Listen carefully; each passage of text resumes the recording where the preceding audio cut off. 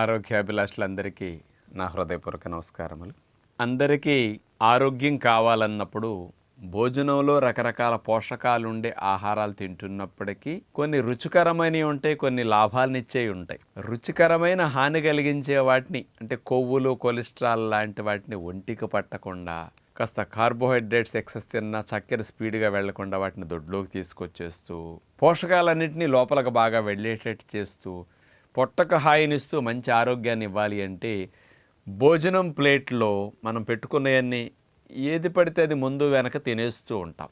అలా కాకుండా ఏది ఫస్ట్ తినాలి, ఏది సెకండ్ తినాలి, ఏది లాస్ట్ తినాలి, ఇలాంటి కాంబినేషన్ తెలిసి తింటే ఇంకా ఆరోగ్యం బాగుంటుంది, మీకు హాని తగ్గుతుంది. మీరు ఎంజాయ్ చేసినా దాని నష్టాన్ని తగ్గించుకోవచ్చు.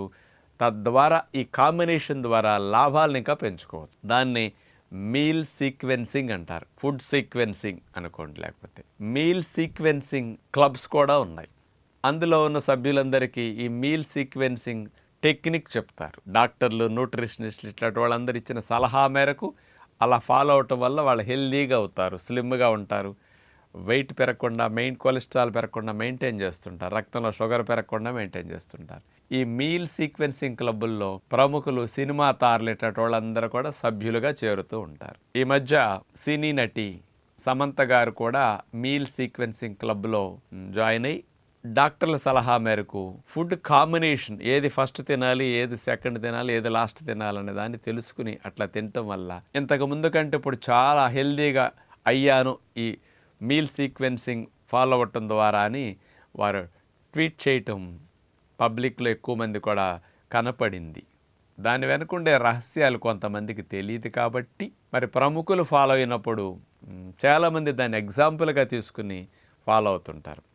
వారు కూడా రక్తంలో చక్కెర స్థాయిలు ఎలా ఉంది ఒక మీటర్ పెట్టుకుని ఏది తింటే రక్తంలో చక్కెర స్థాయిలు గ్లూకోజ్ పెరుగుతున్నది, ఏది తింటే ఎలా తింటే పెరగట్లేదని అట్లా మానిటర్ చేసుకుంటూ తినటం వల్ల చాలా చాలా బాగుంది. ఈ మధ్య ఈ టెక్నిక్ ఫాలో అవటం వల్లని వారు తెలియచేయటం జరిగింది అనేది పబ్లిక్లోకి సోషల్ మీడియా ద్వారా వచ్చిన వాస్తవం అనమాట. ఆ ఫుడ్ సీక్వెన్సింగ్ అనేది ఎలా ఉంటే బాగుంటుంది అనేది ఆలోచిస్తే మన శరీరానికి కావలసిన పోషక పదార్థాలు, స్థూల పోషకాలు ముఖ్యంగా ఆలోచిస్తే పిండి పదార్థాలు, మాంసకృతులు, కొవ్వు పదార్థాలు, పీచు పదార్థాలు, ఇవన్నీ స్థూల పోషకాలు ఎక్కువ మొత్తంలో కావాలి.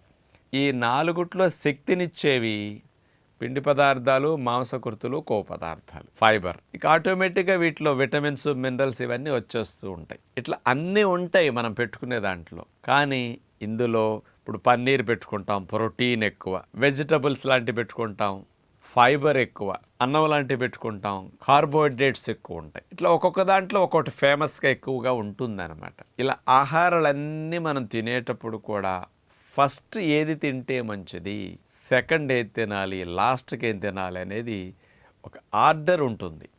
ఇది హెల్దీ ఆర్డర్, హెల్దీ సీక్వెన్సింగ్ అంటారు. ఫస్ట్ ఎవరమైనా సరే ఇతర దేశస్తులు ఫాలో అయ్యే వెజిటబుల్ సాలడ్ టెక్నిక్ని ఫాలో అవటం మంచిది. మన దేశంలో ఫాలో అవ్వరు ఎక్కువ మంది.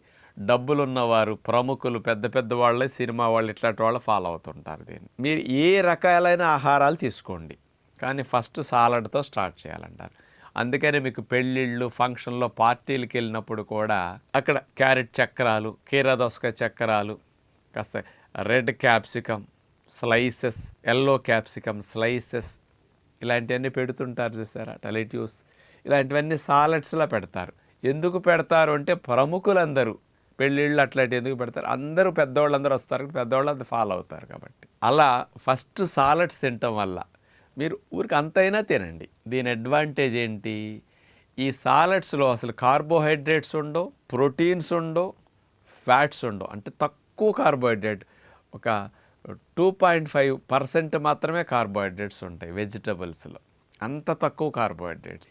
ఇవి మనం సాలడ్స్ అన్నప్పుడు అట్లా తిన్నప్పుడు ఇవి స్లోగా డైజెషన్ అయ్యేటట్టు చేస్తాయి. ఆహార పదార్థాలు స్పీడ్గా ఇతర ఆహారాలు లోపలికి వెళ్ళిపోకుండా కంట్రోల్ చేయడానికి పచ్చి ఆహారం తిన్నాం కదా సాలడ్, ఈ పచ్చివి ఏం చేస్తాయి, ఉడికిన ఆహారాలు కూడా చకచక అరిగిపోయి చకచక రక్తంలో చక్కెర పెంచకుండా కంట్రోల్ చేయటానికి ఈ కూరల్లో ఉండే ఫైబర్ కూడా అందులో ఫ్యాటు, కొలెస్ట్రాల్, గ్లూకోజ్ స్పీడ్గా బ్లడ్లోకి వెళ్లకుండా కంట్రోల్ చేయడానికి, కొన్ని దొడ్లోకి లాక్కి రావడానికి ఫస్ట్ ఇవి స్టార్ట్ చేస్తే సూతనింగ్ ఎఫెక్ట్ లాగా పొట్టాపరేకులకి హాయిగా అనిపిస్తుంది న్యాచురల్ ఫుడ్. అందుకని అంతైనా సాలడ్ పెట్టుకోండి.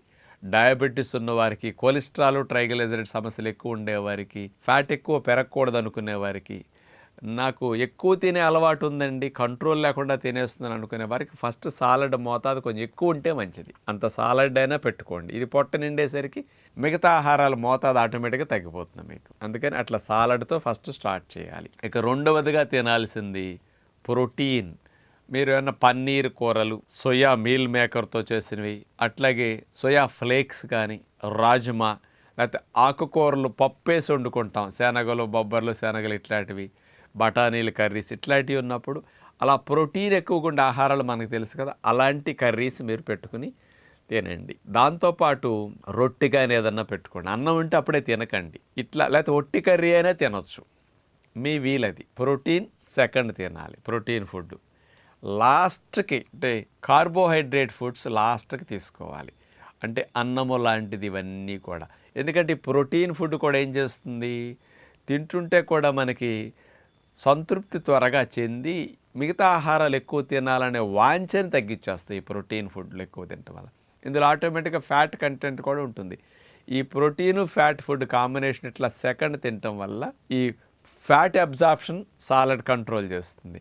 ఈ ప్రోటీన్ ఫుడ్ ఉండటం వల్ల డైజెషన్ స్లో డౌన్ అవుతుంది, మెల్లగా అరుగుతుంది. అందుకని గ్లూకోజ్ కూడా తర్వాత అన్నము తిన్నా, ఏదన్నా భోజనం తర్వాత కొంత స్వీట్ తిన్నా స్పీడ్గా గ్లూకోజ్ పెరగకుండా కంట్రోల్ చేసేస్తాయి. ఇలా సెకండ్గా ప్రోటీన్ ఫుడ్ తినాలి. ఇక లాస్ట్కి కార్బోహైడ్రేట్స్ తినాలి. అప్పుడు మోతాదు ఆటోమేటిక్గా తగ్గిపోతాయి.